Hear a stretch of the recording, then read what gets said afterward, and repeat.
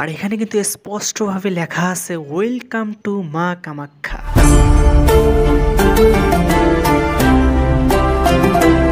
কামাখ্যা মন্দিরে যাওয়ার রাস্তা দুটো, একটি হচ্ছে গাড়ি করে যেতে পারেন, আরেকটি হচ্ছে ঘন জঙ্গলের মধ্যে দিয়ে।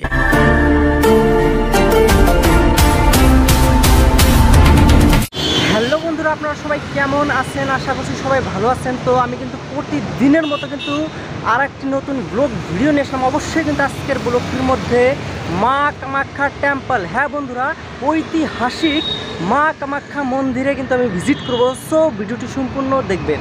এই হলো এনসিএস শপিং মল, আর এটি কিন্তু গুয়াহাটির আদাবাড়িতে অবস্থিত। আর আমি কিন্তু সেইখানে দাঁড়িয়ে একটি বাসের জন্য ওয়েট করতেছি। আর আজকের দিনটি কিন্তু অল্প কুল, আর এখন সময় হচ্ছে 1:15, আর সেই সময়টির মধ্যে কিন্তু একটি বাস এসে পড়লো, আর আমি সেই বাসের মধ্যে কিন্তু উঠে ফেললাম। আর এখানে কিন্তু বাহিরের প্রকৃতির সৌন্দর্য কিন্তু অনেকটাই সুন্দর। আর সত্যি গুয়াহাটি শহরের প্রকৃতির কথা কি বলবো, বিল্ডিং আর বিল্ডিং। বন্ধুরা, আমি যে বাসটির মধ্যে উঠে ভ্রমণ করতেছি এটি কিন্তু এসি বাস। আর এসি বাস বলতেই কিন্তু একটু ঠান্ডা ঠান্ডা, আর বলতেই কিন্তু আমি কামাখ্যা মন্দিরের যেটা মেইন গেট, সেই গেটের সামনে কিন্তু আমি এসে গেলাম। আর এখানে কিন্তু স্পষ্টভাবে লেখা আছে ওয়েলকাম টু মা কামাখ্যা। কামাখ্যা মন্দিরে যাওয়ার রাস্তা দুটো, একটি হচ্ছে গাড়ি করে যেতে পারেন, আরেকটি হচ্ছে ঘন জঙ্গলের মধ্যে দিয়ে। বন্ধুরা, আমি কিন্তু বর্তমানে একদম জঙ্গলের ভিতর দিয়ে চলতেছি। আর একটু পরে কিন্তু মা কামাখ্যা টেম্পল, ওইখানে আমি ভিজিট করব।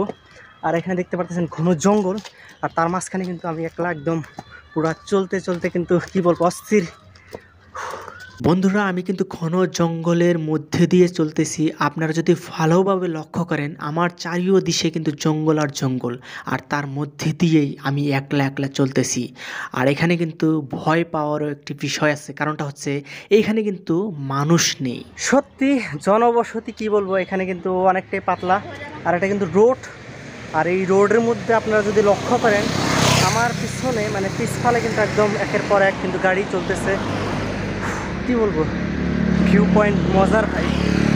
এখন অনেকেই কমেন্ট বক্সে কমেন্ট করবেন যে মুন ভাই, আপনি তো মুসলিম মানুষ, আপনি মুসলিম মানুষ হয়ে কি জন্যে কামাখ্যা মন্দিরে ভিজিট করলেন? আমি তাদের উদ্দেশ্যে একটি কথাই বলতে চাই, ভাই এটি কিন্তু শঙ্কর আজানের দেশ, আর এই দেশটির মধ্যে কিন্তু সবাই একসঙ্গে ভ্রাতৃত্ববোধ নিয়ে বেঁচে থাকতে হবে। আর তাছাড়াও আমি একজন কন্টেন্ট ক্রিয়েটর, তাই ব্লগ ভিডিও বানাতে কিন্তু সেইখানে আমি গিয়েছিলাম।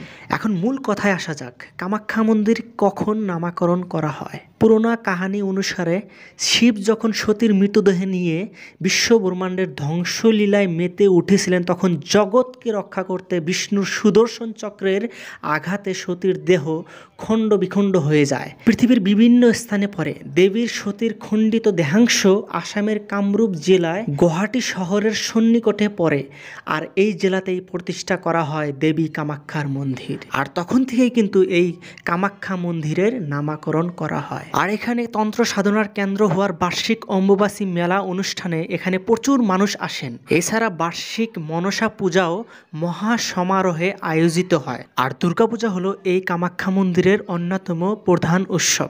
এখন আপনাদের মাঝখানে অবশ্যই একটি প্রশ্ন আসতে পারে যে এই তীর্থস্থানে কেনই বা মানুষ আসে, আর কখন এই মন্দিরটি নির্মাণ করা হয়েছিল? প্রচলিত কথা অনুযায়ী এই তীর্থস্থান অর্থাৎ মা কামাখ্যা মন্দিরের একটি ভূগর্ভস্থ অংশ রয়েছে, যেখানে একটি প্রাকৃতিক গুহা রয়েছে, যেখানে কামাখ্যা দেবী থাকেন। 1565 সালে কোচ রাজা নরনারায়ণ মন্দিরটি নির্মাণ করেন, এবং 1572 সালে কালা পাহাড় ধ্বংস করেন, এবং কোচ হাজর রাজা চিলারায় মন্দিরটি পুনর্নির্মাণ করেন। আর এই ঐতিহাসিক তীর্থস্থানে কিন্তু সব ধর্মাবলম্বীর মানুষই ঘুরতে আসে, এবং কি আমিও কিন্তু আজকে এই তীর্থস্থানে ঘুরতে এসেছি। যাই হোক, আমি ভিডিওটি বেশি বড় করব না। অবশ্যই কিন্তু আপনারা কমেন্ট করে জানাবেন যে এই তীর্থস্থানে কে আপনারা ঘুরতে এসেছিলেন। আর হ্যাঁ, ভিডিওটি যদি ভালো লেগে থাকে তাহলে কিন্তু অবশ্যই একটি কমেন্ট করে জানাবেন। আর হ্যাঁ, ভিডিওটি যদি ফেসবুকের থেকে দেখে থাকেন তাহলে কিন্তু অবশ্যই একটি শেয়ার করবেন। Thank you so much.